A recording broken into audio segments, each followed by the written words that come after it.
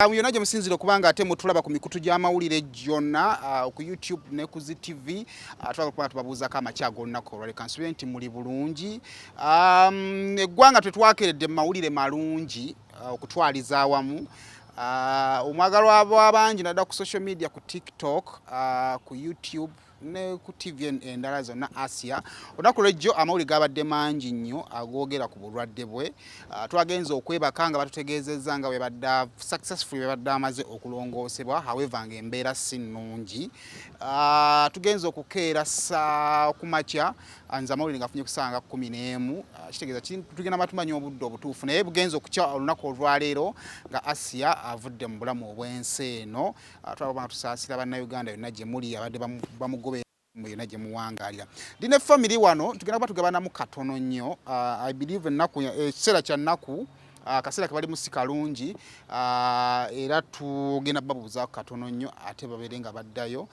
Nnyabo nga kitalo nnyo mukwano, kitalo nnyo ddala ekya Asiya. Amannya bamuta Irene, nsinzira Ntebe. Asiya adda ku nze. Asiya adda ku nze naye it's a sad moment for all TikTokers, for all the nation. Tufiiriddwako muganda waffe, mukwano gwaffe Asiya. I don't have a lot to say, but may her soul rest in peace. I know we are going to miss her. Fenna ng'ensi ng'eggwanga family naye mutusabire okusingira ddala musabire maama waffe. Mi waffe ali bubi nnyo kubanga I don't know. Pray for us. Pray for us. Asiya obulwadde bwatandise ddi? Asiya last week bankubirako essimu yabazukusa ssaawa 9 ogw'ekiro n'abagamba muteekeko airtime ku ssimu mukubire baba wange nze mbeera Ntebe n'abagamba mukubire baba Irene. Waliwo omuwala abeera ewaka ne bateekako airtime ye yabawa ssente. We nayogera naye ku ssimu n'aŋŋamba baaba obulwadde bunnuma ŋŋenda kufa. Nimwe atogenda kufa, be strong, oli mukazi w'amaanyi. N'aŋŋamba baaba mpulira amaanyi ganzigwamu, olubuto olunzimba ate ensesema nina ne dayos abikola omulundi gumu. Nimwe Asiya Friday ndi busy mbadde siriwo nga na traveling am a decorator by professional. Kati nga na traveling am nimwe Asiya I think by Thursday oba Wednesday ndi okuba nkomyewo then mpumulemu Friday nzije nkole ki nkulabe I spend a weekend with you. Angamba kale baba. Nagenza okuwulira was it yesterday morning mukulu waffe nankubira essimu n'aŋŋamba Irene Asiya bamututte mulago awasiniize nembaga ayi what is going on. Nenkubayo essimu mami n'aŋŋamba batututte mu scan.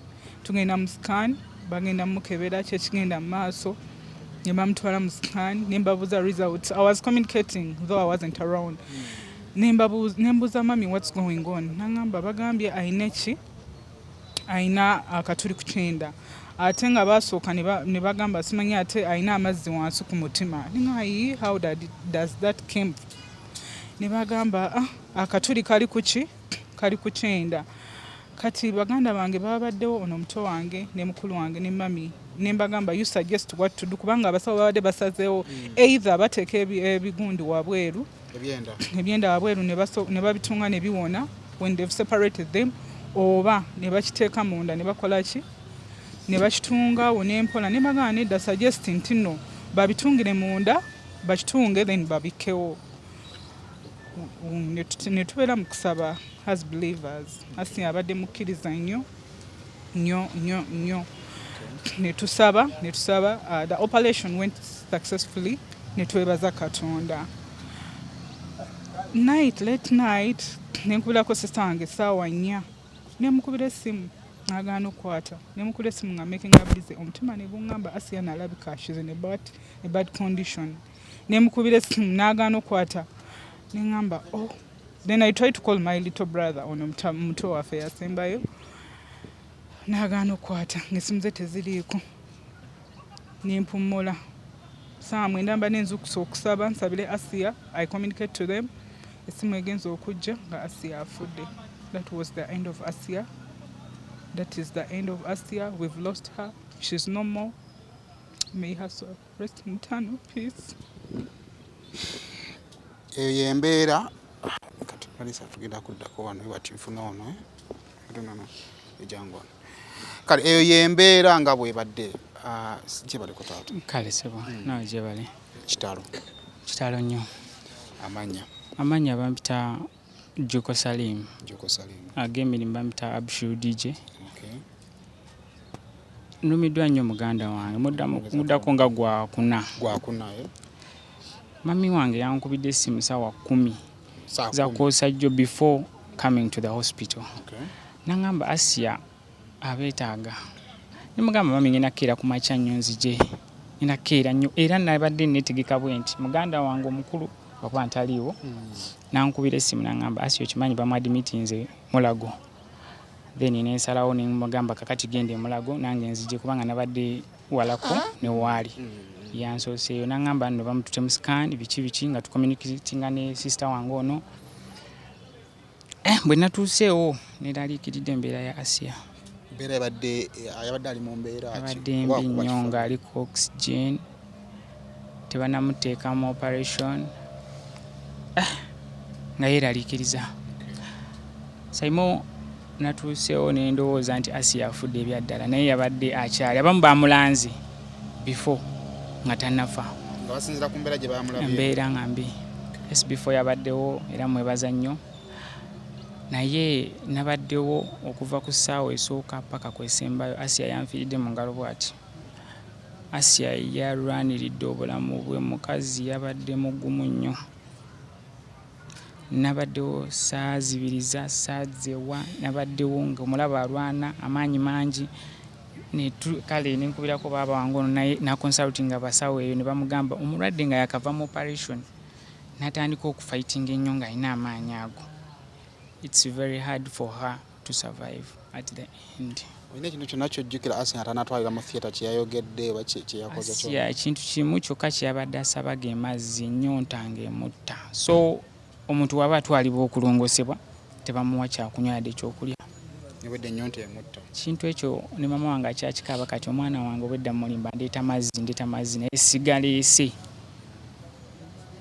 So Asiya yafudde ssaawa 9:25 nze yamubaddeko ogw'ekiro. Nayise baaba wange omu ataliiwo wano ali ne maama. Nemugamba Asiya nga ndaba bino bye bamugyamu balina bye babadde bamugyamu okuyita mu luseke. Nga tebikyajja. Wayisewo eddakiika nga 2 Asiya ebintu ebyo byadde biyita mu luseke ne bijjira mu kamwa nga bingi nga vomitinga. Ne ngamba Asiya nga agenda ne tuyita omusawo.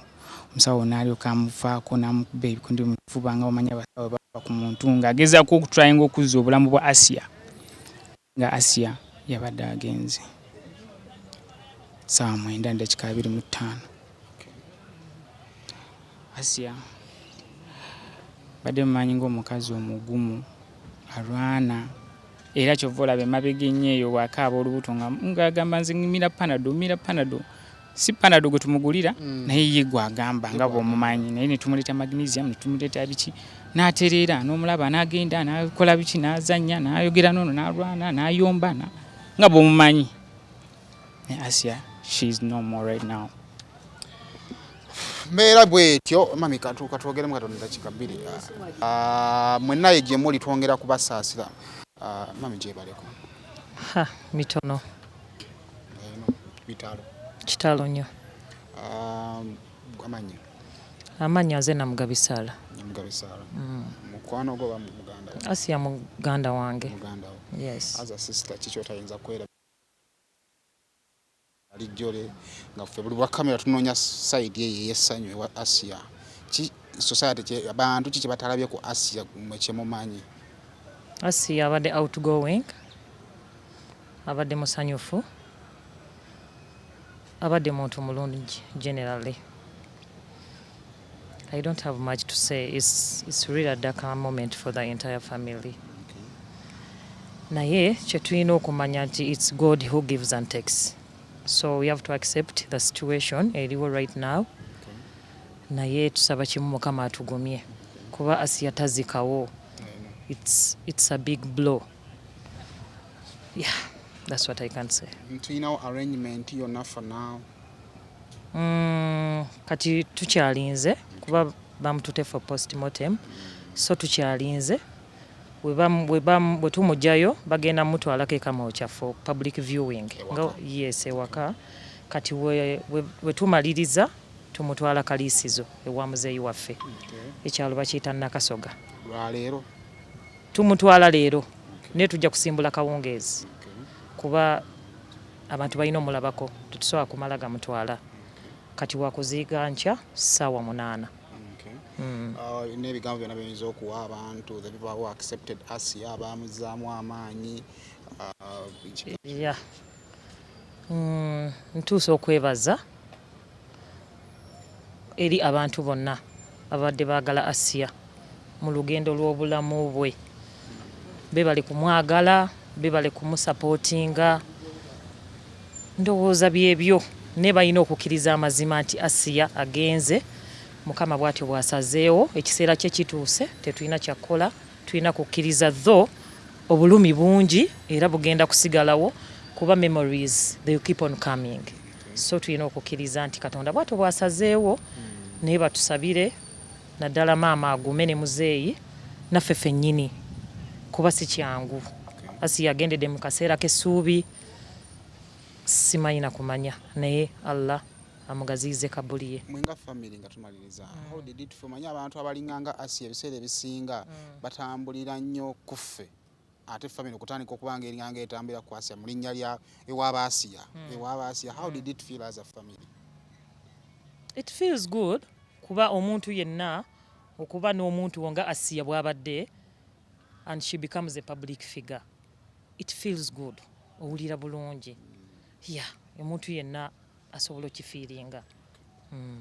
Kale, ndoza mujaba mufuna update zonna wosinzidde okulaba video eno. Osobola okuteekako obubaka bwo ku Facebook, ndoza kyekintu kyokka ky'osobola okukola okusobola at least okumuwa ka send off akafaanaganako bwekatu. Kale, bwe bityo bwe biri for now. Asiya Katonda yamuyise ne twebaza Katonda olw'obulamu bwe. Tovaawo.